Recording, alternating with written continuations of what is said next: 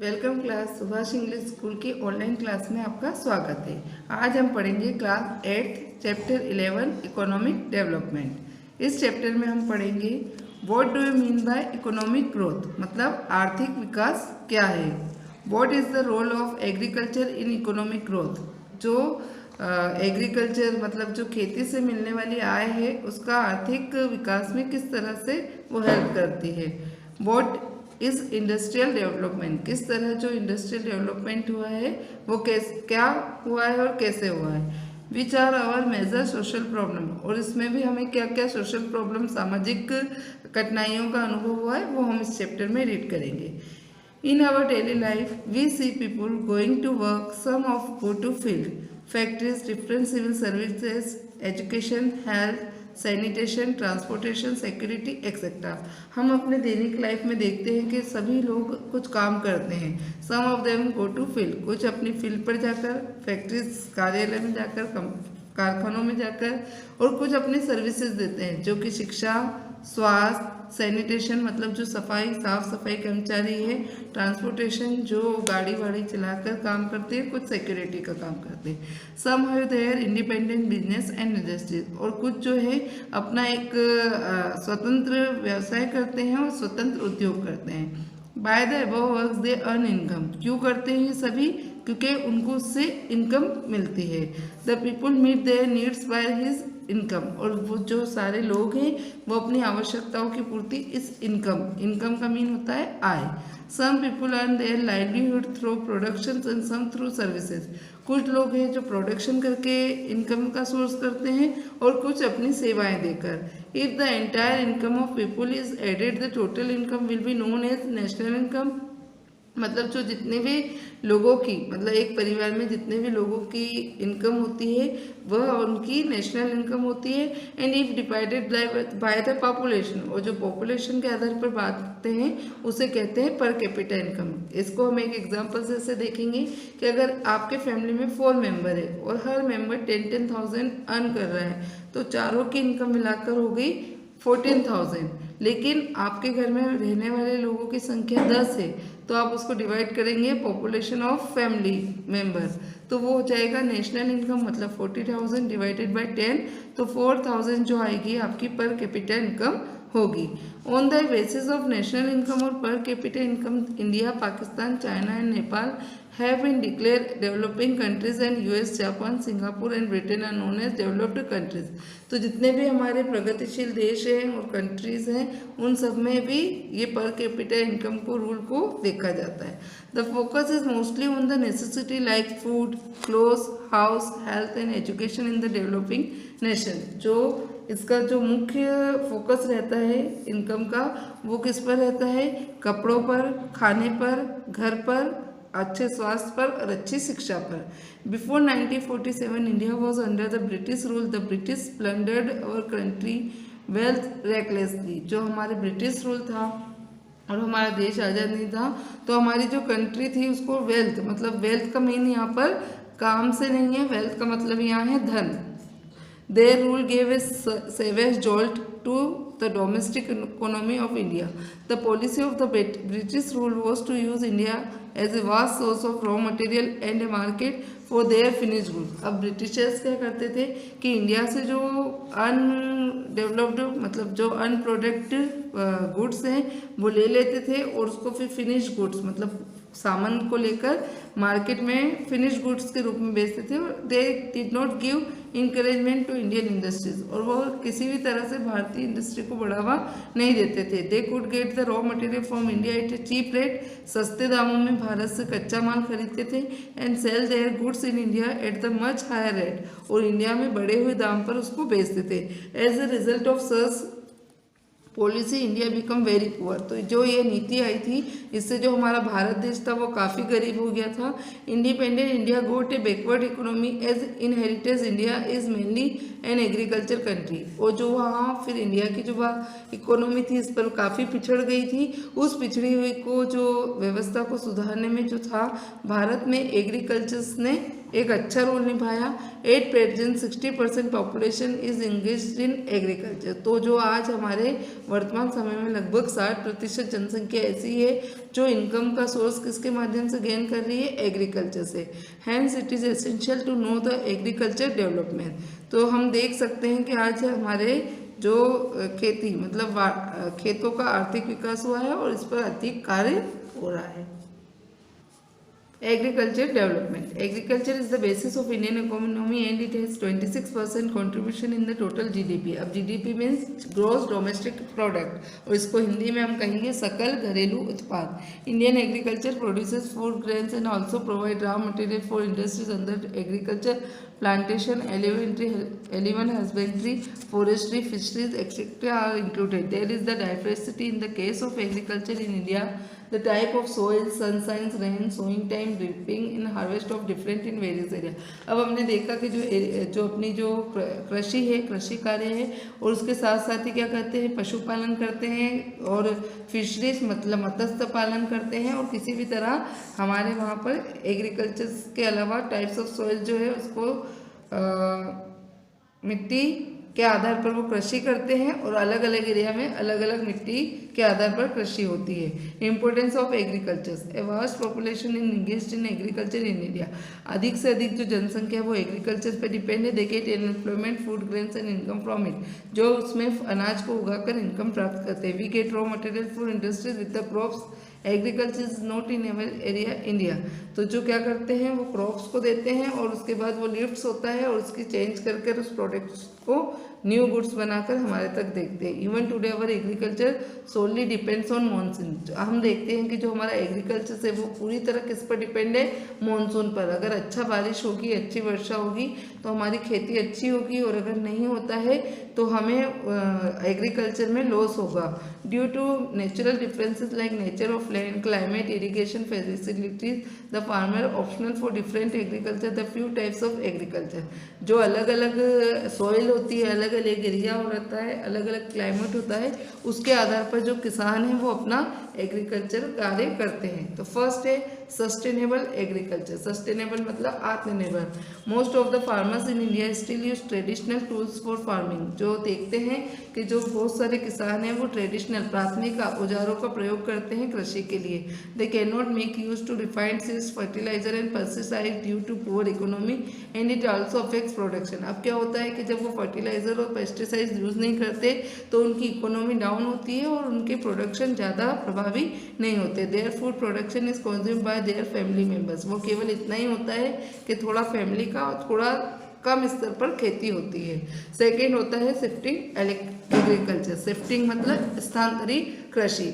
It the most backward area where forests are in abundance. People make land both or cultivate by cutting trees and burning its stems and roots. अब क्या होता है, कई बार किसानों के पास agriculture के लिए जितनी प्लेस होता है, ज़मीन होती है, वो इतनी नहीं होती। तो जब वो एक कृषि को कर लेते हैं तो वहाँ पर से उसको पूरी तरह मिटाया जाता है। जैसे गेहूँ है, गेहूँ के ऊपर मक्का बोना है तो पहले गेहूँ की पूरी जो कृषि है, जो कटिंग हो गई है, उस जगह को बर्निंग जलाया जाता है जड़ तक, ताकि जो दूसरी फसल लगाई जाए तो वो अच्छे से डेवलप हो सके, बढ़ सके। However this type of farming has been discouraged as forest was badly affected and production was also very less. और क्योंकि अगर हम इस तरह की कृषि नहीं करेंगे, मतलब अगर उसको अगर स्थानांतरित बनाने के लिए पहले फॉरेस्ट में बर्निंग नहीं करेंगे, जलाएंगे नहीं, तो पहले से रही हुई जड़ें दूसरे जो बीज है उसको उन्नत नहीं होने देगी और उससे क्या होगा, हमारी कृषि लेस होगी। Third is plantation agriculture. अब जो होता है रोपण कृषि। Plantation agriculture means production planting trees और bushes which give yield over the period of year. अब ऐसे कुछ पौधे जो थोड़े समय के लिए लगाए जाते हैं, they require efficient and scientific methods cultivation, special types of implement, skilled but cheap local labour and world wide marketing facilities. Plantation is this large unit producing single crop scale that factory production etcetera like tea, रबड़ etcetera. तो जो रोपण कृषि होती है वो एक area लेकर, तो रबड़ और जो टी होता है वो एक सामूहिक कृषि के रूप में, प्लांटेशन के रूप में की जाती है, जिनका प्रयोग पत्तियों का होता है, इसमें बीज का प्रयोग नहीं है। प्लांटेशन का ऐसी जो चीज़ें जो प्लांट या प्लांट्स के रूप में और दो सीड्स के अलावा जो खेती की जाती है उसे रोपण कृषि कहते हैं। 4 है इंटेंसिव एग्रीकल्चर, गहन agriculture. By the use of irrigation facilities, fertilizer, pesticides, farming on the single land constitutionally and many time in a year is called intensive agriculture. अब क्या होता है, एक ही जगह पे जब बार बार कृषि होती है तो उस तरह की फार्मिंग को क्या कहते हैं, intensive agriculture. In this type of farming on a small land, more production income is derived from a small land by agriculture. जो छोटी छोटी जगह पर ज़्यादा उत्पादन करने के उद्देश्य से की जाती है, इसलिए इसे स्मॉल लैंड बाय एग्रीकल्चर भी कहते हैं. In our country, various plants and fruit get like pulses, oilseeds, fibrous grains, beverages and cash crops are produced. तो हम देखते हैं कि हमारे भारत में कई तरह के प्लांट जो है फूड ग्रेन लाइक पल्सेस मतलब दालें, ऑयल सीड जिनसे तेल प्राप्त होता है, फाइब्रस जो रेशेदार फसलें होती हैं, ग्रेन्स अनाज और बिवरेजेस जो पेय पदार्थ होते हैं, और कैश क्रॉप्स हमें पता है कॉटन होती है, तो उसका भी प्रोडक्शन कहाँ होता है, भारत में. India has become self reliant in the production of food grain. जो भारत है वो अपने आप में सेल्फ है, आत्मनिर्भर है किसी भी तरह के फूड ग्रेन्स को उगाने में. This self dependence is all due to plantation, intensive agriculture, use of latest tools, high yielding variety seeds, manure fertilisers and pesticides. Today we second to China in the production of rice and wheat. तो आज हमारा जो भारत देश है China के बाद दूसरे स्थान पर आता है खेती में. सम क्रॉप्स आर खरीफ रबी, तो उसके बारे में हम पढ़ेंगे. तो खरीफ क्रॉप्स होती है, this crops is sown in the month of June and July. ऐसी फसलें जिनको हम रोपते हैं कब, जून एंड जुलाई में. And harvesting is done in September October, और उनकी कटाई कब करते हैं, सितंबर अक्टूबर. तो ऐसी फसलें राइस, चावल, मेज, मक्का, मिलेट, उस तरह के कॉटन भी खरीफ क्रॉप्स में आता है. Rabi crop, this crops is sown in the month of October November. जो अक्टूबर नवंबर में बोई जाती है उसे रबी की क्रॉप्स बोलते हैं, और उसकी कटिंग होती है मार्च अप्रैल में. उसमें होता है वीट, बार्ली, वीट मतलब गेहूँ, बार्ली जौ, ग्राम चना, mustard and oil seeds are rabi crops. जितने भी ऑयल सीड्स सोयाबीन्स वगैरह वो सभी रबी क्रॉप्स. कैश क्रॉप्स का होगा, this crops used a raw material industries is called cash crops. Soybean, cotton, groundnut, tea, coffee, jute and oil seeds are main cash crop. अब क्या होता है कि ऐसी फसलें जो कैश के रूप में भी हमें मिलती है, मतलब फसल के रूप में, जैसे कॉटन है तो उससे हमें कैश मिलता है अधिक, तो कैश क्रॉप कहलाएगी. With self dependence on food grains and export of agriculture production foreign currency is earn which increases national income. अब क्या होगा कि जो आत्मनिर्भरता के आधार के बाद जो हम अपना एग्रीकल्चर को एक्सपोर्ट करते हैं, तो उसके बाद हमारी जो हमें करेंसी मिलती है foreign currency, increase national income, तो वो हमारी राष्ट्रीय आय को बढ़ाती है. Hence development of agriculture is essential, क्योंकि एग्रीकल्चर पर भी हमारी जो बोलते हैं विदेशी आय निर्भर करती है. Industrial development, at the time of independence our country face the problem of food shortage.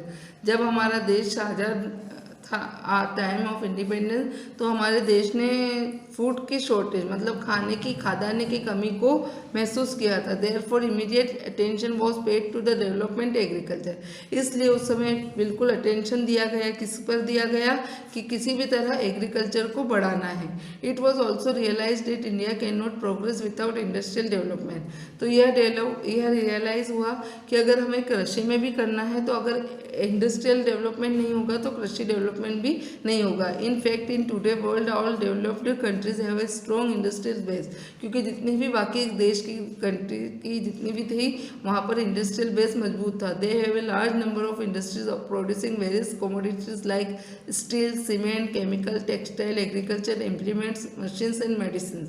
अब क्या हुआ कि सारे लोग कृषि कार्य करके इनकम कर लेंगे, ये संभव नहीं था, इसलिए फिर इंडस्ट्री डेवलपमेंट को बढ़ाया गया.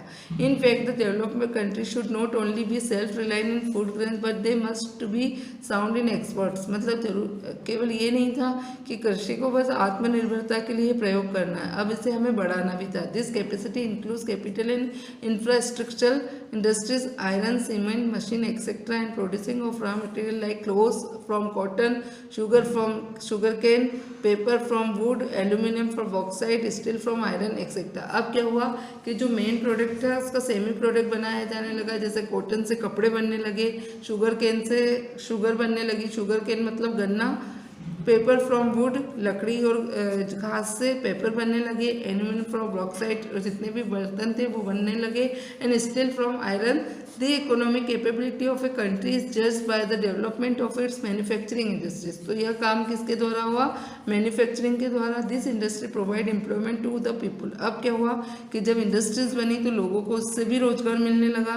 Dependence on agriculture is reduced and foreign income is earn from the export of manufacture goods. तो फिर क्या हुआ कि बहुत सारे लोग जो कृषि आय पर निर्भर थे उन्होंने वहाँ से रिड्यूस होकर फॉरेन इंडस्ट्री को ज्वाइन किया और वहाँ से अर्न करने लगे और मैन्युफैक्चर गुड्स, अपने काम जो प्रोडक्ट थे उनको मैन्युफैक्चर करने लगे।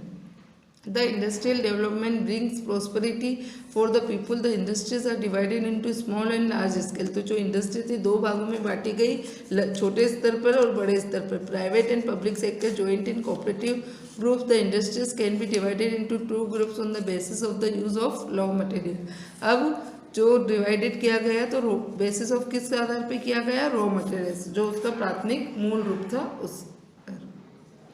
Following are the terms agriculture based industries. तो आप देखेंगे कि एग्रीकल्चर बेस्ड जो इंडस्ट्री थी, जो सूती टेक्सटाइल थी, जूट था, सिल्क था, वुलन थे, क्लोथ से, शुगर थे, ऑयल्स थे, उनके आधार पर ये इंडस्ट्रीज बनी जो कि कहाँ एक्सपोर्ट करती थी? US, Britain, Russia, France, eastern countries of Europe. साथ ही साथ ये मोस्टली इन महाराष्ट्र, गुजरात, वेस्ट बंगाल, उत्तर प्रदेश और मध्य प्रदेश में भी थी, जो तमिलनाडु पे थी। Jute and the jute goods are the second major industries India. जो जूट है वो सेकेंड मेजर इंडस्ट्री थी कहाँ पर? भारत में। और जो वुलन क्लॉथ के लिए कौन से फेमस थे? पंजाब और Maharashtra, Gujarat and Haryana and Rajasthan. The woollen clothes from India are exported to many country. जो भारत के वुलन क्लॉथ्स थे वो भारत के अलावा विभिन्न देशों में भी एक्सपोर्ट किए जाते थे। एक्सपोर्ट मतलब आयात निर्यात, और इनपुट मतलब आयात, और एक्सपोर्ट मतलब निर्यात। मतलब आयात निर्यात चलता था तो जो वुलन कपड़े के यहाँ भारत से ही जाते थे। In the sugar production of India stand second in the world. जो शक्कर का उत्पादन है भारत में दूसरा स्थान पे आता है। इवन जो शक्कर को क्लीन करने की प्रोसेस है वो भारत से ही ली गई। महाराष्ट्र में मैक्सिमम शुगर मिल्स, महाराष्ट्र में मैक्सिमम शुगर मिल्स है। गुजरात है आल्सो शुगर मिल, साथ ही साथ गुजरात में भी कई शुगर्स मिल्स हैं। सेकेंड हेडिंग है mineral based industry. Such industry based on raw material like iron, steel, cements like mineral based industries. और जो सबसे बड़ी स्टील प्लांट बना है वो कहाँ बना हुआ है? जमशेदपुर में, जिसके अंतर्गत artificial fibres, rubber, plastic, goods, paints, machines, trucks, motorcycle और शिपिंग, जितने भी आपके स्टील, एल्यूमिनियम, बॉक्साइट से रिलेटेड है तो वो सारा जो काम होता है वो कहाँ पर होता है? मिनरल बेस्ड इंडस्ट्रीज में। सर्विस सेक्टर सब क्या है? Informational technology, banks, insurance, financial institution etcetera. तो जितने भी टीचिंग डिपार्टमेंट है, टेक्नोलॉजी डिपार्टमेंट है, बैंक है, वहाँ भी कुछ लोग अपनी सर्विस देकर, मतलब वहाँ पर उनकी जो फिजिकली वर्क ना होकर मेंटली वर्क ज़्यादा लगता है। तो India is one of the leading countries of the world is software technology. साथ ही जो भारत भी जो विभिन्न देशों में जो लीडिंग टॉप पर है उनमें इंडिया भी उनमें से एक है। काय में? सॉफ्टवेयर टेक्नोलॉजी में। Next heading is cottage and small scale industries. A notable feature of industrial growth in called the development. अब क्या होता है, कुछ लघु उद्योग होते हैं, कुटीर उद्योग होते हैं जो पारंपरिक रूप से अपने घर पे रहकर ही काम करते हैं और अपने इनकम का सोर्स करते हैं। अब कॉटेज इंडस्ट्री मतलब क्या कि जो महिलाएं घर पे रहकर छोटे छोटे रस्सी के खिलौने, गुड़िया और बलून, ये और सारे जो छोटे स्तर पर हस्तकरंदा और कारीगरी कर कर अपना बीडीज बनाकर, एनवलप बनाकर, बड़ी बनाकर, पापड़ बनाकर, जितने भी मसाले हैं, इस तरह से महिलाओं ने घर पर रहकर भी काम करना शुरू किया। उनका मुख्य स्रोत क्या था कि अपने को राष्ट्रीय आय को बढ़ाना है, तो वो काम कोई भी हो तो उन्होंने घर पर रहकर ही इस तरह की इंडस्ट्रीज का भी आगमन भारत में हुआ। Economic development of 5 year plans. अब जो 5 ईयर प्लान्स की पॉलिसी आई तो a planning commission was set up in 1950 and 1950 and the job interested to the planning commission was to ensure plan development for the country.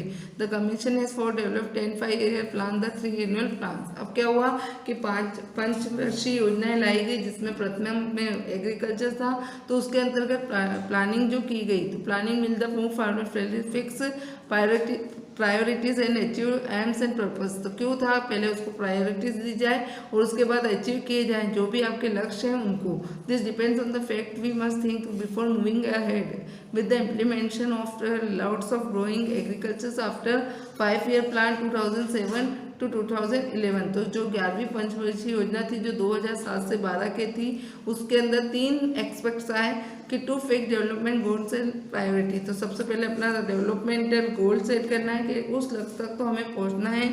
फिर to make maximum use of available resources, जो हमारे पास maximum से है available resource है उसके अंतर्गत ही हमें काम करना है। और जो थर्ड था produce goods and income earn by them should be distributed judicially, मतलब जो इनकम करना है तो डिस्ट्रीब्यूट करना है कैसे, लाएंगे।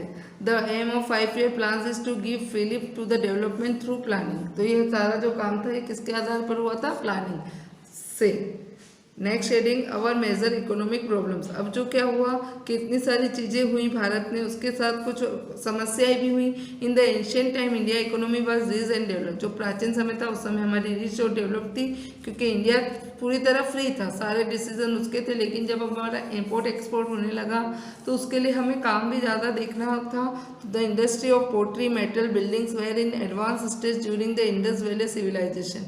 जो सिंधु सभ्यता थी उस समय का था। In the medieval times India silk worm is high demand and the Roman people were ready to gold equal to, मतलब जो उस समय सिल्क का जो काम था, जो रोमन पीपल आए थे वो भारत के इस काम को किसके बराबर मानते थे, सोने के बराबर था रेशे का काम। The East India Company in the initial stages used to purchase Indian clothes, spices and cotton products in return to precious metals। अब क्या होता था कि वो भारतीय मसाले और उसके सिल्क को खरीदते थे और उसको नया रूप देकर भारत में फिर भेजते थे। क्यों? और रिटर्न द प्रीसियस मेटल्स, और कीमती बनाकर। लेटर सिचुएशन चेंज, पर आज वो सिचुएशन चेंज हो गई। During 6 decades our independence we have made loads of development and we reaped benefits also, but still the few economic problems before us and some of the problems such as poverty।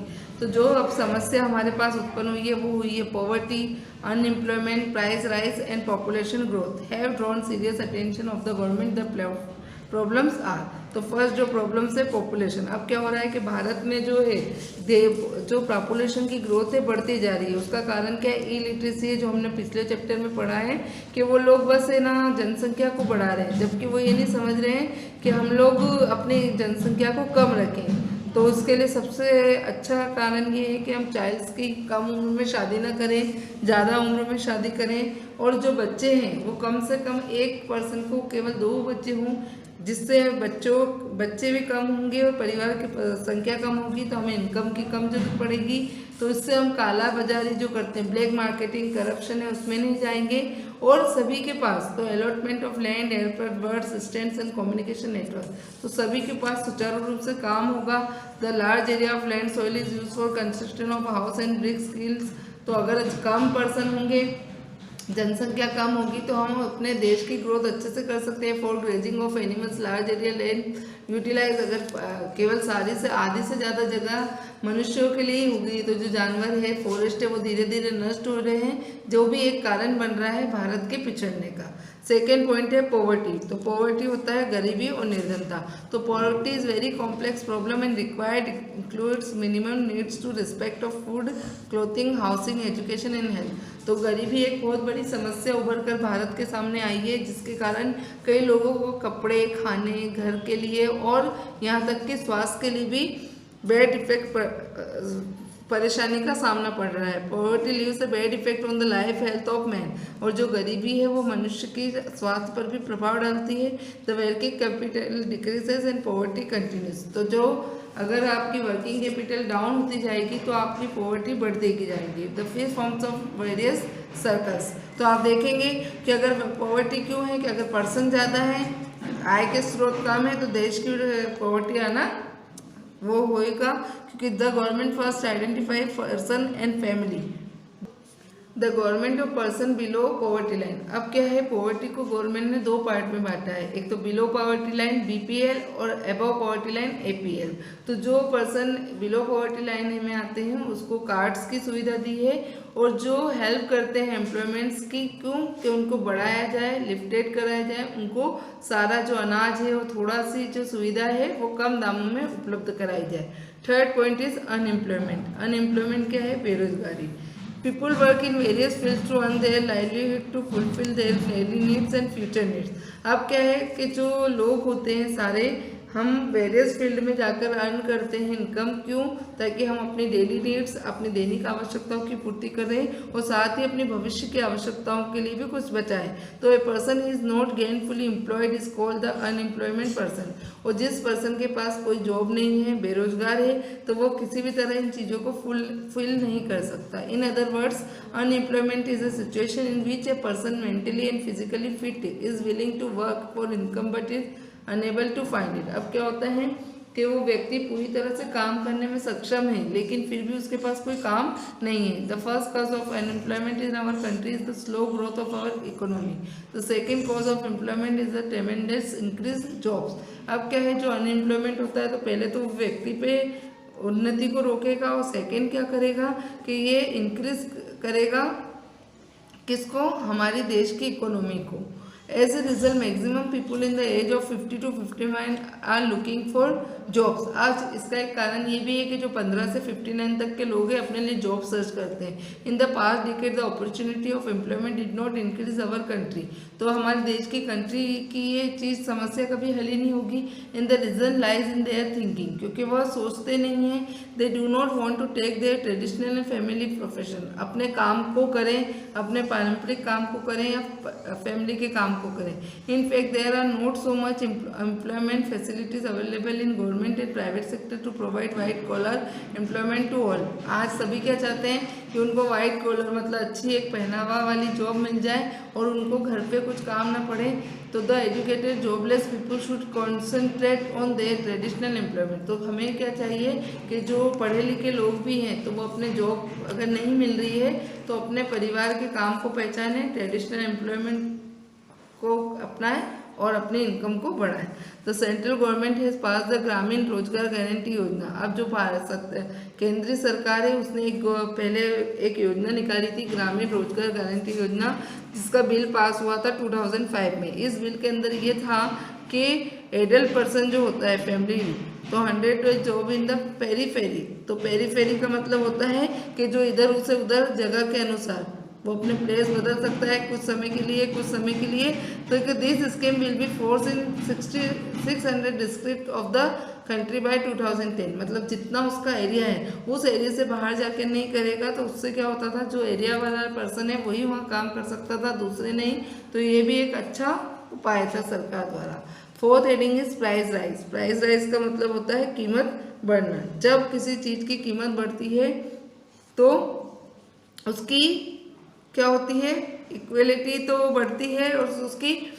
Now you are student of class 8। अगर आप 8th class के student हैं, have you ever thought that you were in class 5th what was the cost of a pencil, pen or copy which you used time and how much it costs today।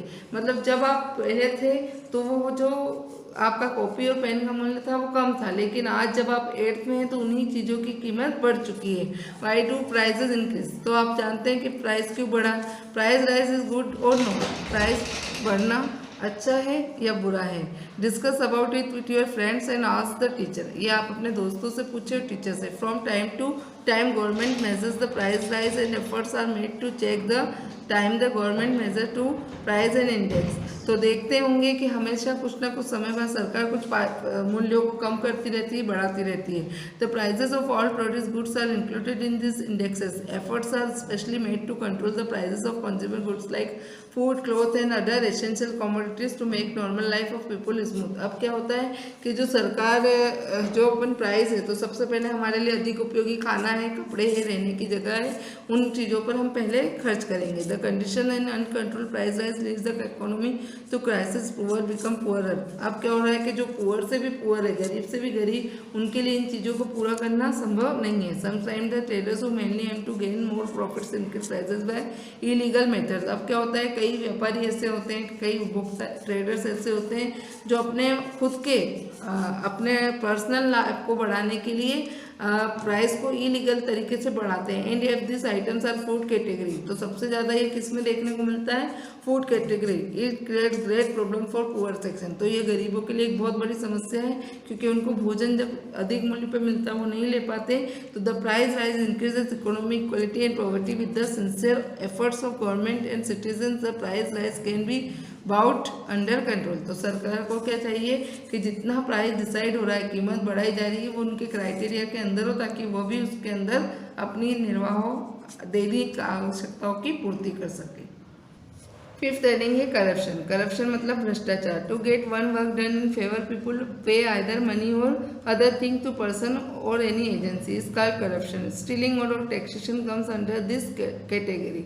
अब क्या होता है, बहुत लोग भ्रष्टाचार भी फैला रहे हैं गलत तरीके से। You read about corruption in newspaper and of, तो आप न्यूज़पेपर में पढ़ते ही हैं। Both who pays and one who receives money are criminals. तो जो एक देता है और दूसरा लेता है, वो किसके अंदर आता है, क्रिमिनल्स के अंतर्गत। The corruption creates economic inequality and the poor gets more poor. तो इससे क्या हो रहा है, जो बढ़ रहा है तो उससे गरीब और गरीब हो रहा है। This corruption it's the roots of progress, जो हमारी जड़ों को ही खा गया है, उन्नति की जड़ों को ही खा गया है। The government has made rules and law to curtail corruptions. The expensive elections also are the cause of corruption. जो इलेक्शन होते हैं और जो उस पर इलेक्शन पर खर्चा होता है, वो भी एक कारण है भ्रष्टाचार का। Besides the above issues are increases in the population has led to the pressure on open land in city. Sometimes historical buildings are used as good offices और पब्लिक लाइब्रेरीज एक्सेट्रा। अगर हम चाहते हैं तो हमें अब क्या चाहिए कि समय आ गया है, जो हिस्टोरिक बिल्डिंग्स है उनको बदल दिया जाए, किस पे, ऑफिस में और पब्लिक लाइब्रेरीज में। Sometimes they are use to dump goods children use as playgrounds and sometimes they are razed to the ground to make new construction. जो खेलने के लिए बच्चों के ग्राउंड होते हैं, वहाँ पर भी नए construction locker. Thank you class.